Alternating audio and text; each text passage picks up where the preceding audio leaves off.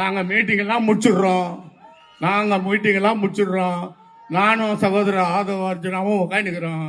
நீங்க வெள்ளிவாக்கமே வாங்க, நாங்க 2 பேர் உட்காந்துக்கிறோம். உங்களால முடிஞ்சா பாருங்க. எத்தனையோ கண்ணாடி தூள், எத்தனையோ கல்லு. ஏன்னா எங்களுக்கு என்னடா வேலை இது? என்ன ஒளிம்பு புரியல. நான் ஏதாவது சொன்ன கோவம் வந்துடும். அவர் வேணான்றாரு. இப்போ 10 தடவை சொல்லிட்டாரு பொறுமையா பேசணும். நான் என்னால பொறுமையா பேச முடியலப்பா. நாங்க பேசுற பேச்சு ஆரம்பிச்சா வேற மாதிரி போயிடும். அவருக்கும் தெரியும். எவருக்கு?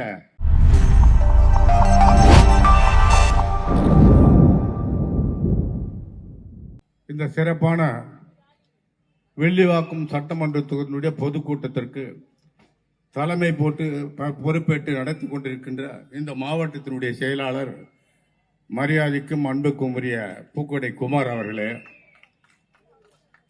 இந்த நிகழ்ச்சியில கலந்து கொண்டு சிறப்புரை ஆற்றி அமர்ந்திருக்கின்ற அருமை சகோதரி தேவிகா அவர்களே, மரியாதைக்குரிய அமலன் சாமராஜ் அவர்களே, பேசிவிட்டு சென்றிருக்கின்ற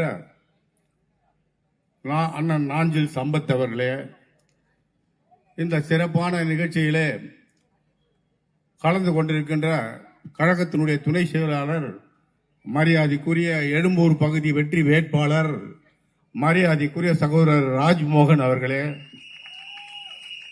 இந்த வெள்ளிவாக்கம் பகுதி கழகத்தினுடைய செயலாளர்களே, பொறுப்பாளர்களே, வட்ட செயலாளர்களே, மகளிரணி சகோதரர்களே, மாணவரணி சகோதரர்களே, இளைஞரணி சகோதரர்களே, தாய்மார்களே, பெரியோர்களே, உங்கள் அனைவருக்கும் மாண்புமிகு வருங்கால முதல்வர், நம்முடைய தமிழகத்தினுடைய தலைவர், மே மாதம் 6ஆம் தேதி தமிழகத்தின் முதலமைச்சராக வரக்கூடிய தளபதி அவர்களுக்கும், அவருக்கு துணையாக இணையாக மாண்புமிகு ஆக போகின்ற நம்முடைய அருமை சகோதரர் வேட்பாளருக்கு இப்பவே பல பாக்குறீங்களா, தெரியுங்களா? உங்களுக்கு தெரியுதா? நம்ம சொல்ல வேண்டியதில்லை. பயத்தின் காரணமாக தான் இந்த சின்ன சின்ன விஷயம்லாம் பண்றாங்க. நாங்க ஒண்ணுமே பண்ணலப்பா. நீங்க எல்லாம் பார்த்து நினைக்கிறீங்க. நாங்க ஒண்ணுமே பண்ணல. வேட்பாளரும் தளபதி அவர் அறிவிச்சாங்க. அப்பத்துல இருந்து அழுறாங்க, நான் என்ன செய்ய முடியும், நீங்க என்ன செய்ய முடியும். நாங்க ஒண்ணுமே பண்ணலையே. ஒண்ணுமே பண்ணல. கண்ணாடி தூள் எடுத்து அடிக்கிறீங்க.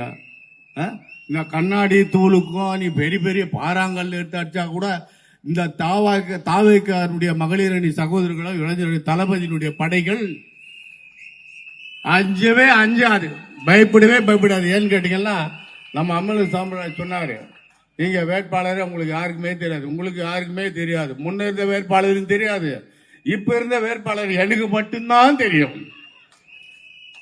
எனக்கு மட்டும்தான் இவங்க யாருன்னு 2 பேருமே எனக்கு தெரியும். அதனால அமல்ராஜ் சொன்ன மாதிரி அண்ணனை ஃப்ரீயாக்கி விட்டாங்கன்னா, ஆனா ஃப்ரீயாக்கி விட்டதுனால தான் இன்னைக்கு பயத்துல மேலிருந்து கண்ணாடி தூக்கிடும். எங்கிருந்து மேலிருந்து இவர் சொல்லிட்டாரு. அவர் சொல்றாரு, நீ எப்படி அவங்க பாணியில பேசாதன்றாரு. எப்ப பார்த்தாலும் என்ன பிரதம் பண்றாரு இவரு. ஒரே ஒரு நாளைக்கு விட்டாருன்னா நான் பேசுற பேச்சுல இங்க எந்த கட்சியுமே இருக்காது.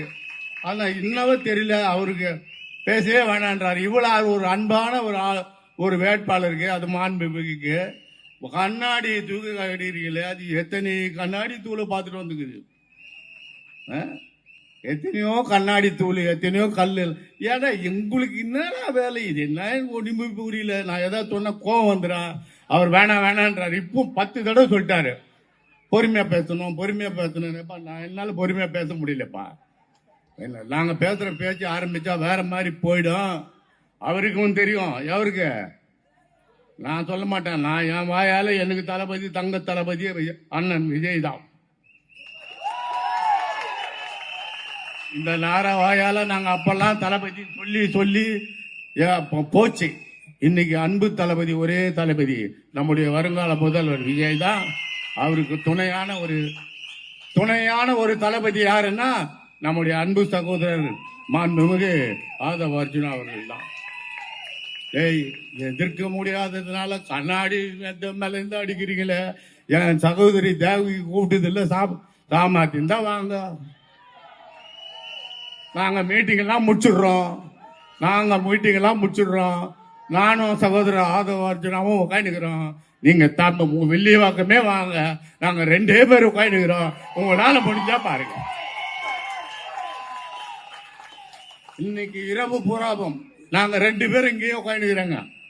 வில்லிவாக்கம் தொகுதியில எந்த கட்சியில எந்த சீமா இருக்கிறீங்களோ வாங்க. ஆனா நாங்க இறங்கினா தாங்க மாட்டீங்க, தாங்கவே மாட்டீங்க. அவர் சொல்றாரு பொறுமையா பேசு, பொறுமையா பேசு, பொறுமையா பேசுன்றாரு. எவ்வளவுதான் பொறுமை, நீ பொறுமையின் எல்லை. நான் பொங்கி தவிக்கின்றவன். என்னால சும்மா இருக்க. காவல்துறை அதிகாரிகளே, உங்களுக்கு அன்பான வேண்டுகோள், அவங்களை அரெஸ்ட் பண்ணீங்க. கண்ணாடி தூள் பொதுமக்கள் இடத்துல மகளிர் பக்கமா ஒரு சகோதரி அடிபட்டு ஆஸ்பத்திரிக்கு போயிருக்காங்க. அவங்கள எஃப்ஐஆர் நீங்க முறைப்படி போடணும். அனாவசியமா சாதாரணமா எஃப்ஐஆர் போட்டு விடுதலை பண்ணீங்கன்னா நானும் வேட்பாளரும் இங்க இருக்கிறவர்கள் நாங்க அப்படியே உட்காந்துருவோம். தயவு செஞ்சு அவங்களுடைய எஃப்ஐஆர் எந்த முறையில் இருக்கணுமோ அந்த முறையில் இருக்கணும். உங்களுக்கு ஒரு அன்பான வேண்டுகோள். நாங்க எதுலயும் யாரையும் பயமூர்த்தியோ எதுவும் வரல. சாதாரணமா ஒரு வேட்பாளர் அவர் அறிவிச்சாங்க. அந்த வில்லிவாக்கம் தொகுதியே அலருது. யாராரு வேட்பாளர் அவர் சொல்றாரு. இந்த திமுக வேட்பாளராக சரி, எந்த கட்சி வேட்பாளராக சரி, ஏன் தான் உன்னை பார்த்து பயப்படுறாங்களே எனக்கு ஒன்றும் புரியல. ஆனால் எங்களுடைய வெற்றி உறுதியாயிடுச்சுன்னு இப்ப சொல்லிட்டாங்க. ஏதோ ரோட்ல போறது 2 விட்டுட்டு கண்ணாடி எல்லாம் தூக்கி அடிக்காதீங்க. சாமர்த்தியம் இருந்தால் நேருக்கு நேராக யாரா இருந்தாலும் வேட்பாளரும் நாங்களும் தயாராக இருக்கின்றோம். சாமர்த்தியம் இருந்தா நேரா வாங்க. அரசியலா மோதுங்க, பண்போடு மோதுங்க, மேடை போடுங்க. அவரும் பேசட்டும், நீங்களும் பேசுங்க. இல்ல நாங்களும் எங்க தேவைக்கு விடுறோம்.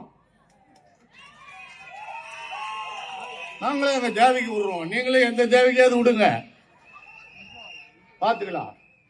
நாங்க பேச ஆரம்பிச்சா தாங்க மாட்டீங்க. அதனால இந்த வன்முறையெல்லாம் வேண்டாம். வன்முறையே எங்களுக்கு ஆகாது என்று நம்முடைய வேட்பாளர் சொல்லிட்டாரு, தளபதியும் சொல்லியிருக்காங்க. எங்களுக்கு நேற்று பாத்தீங்களா, நேற்று கண்டு வில்லிவாக்கம் வந்திருந்தா உங்க கதி என்ன ஆயிருக்கும் பாத்தீங்களா?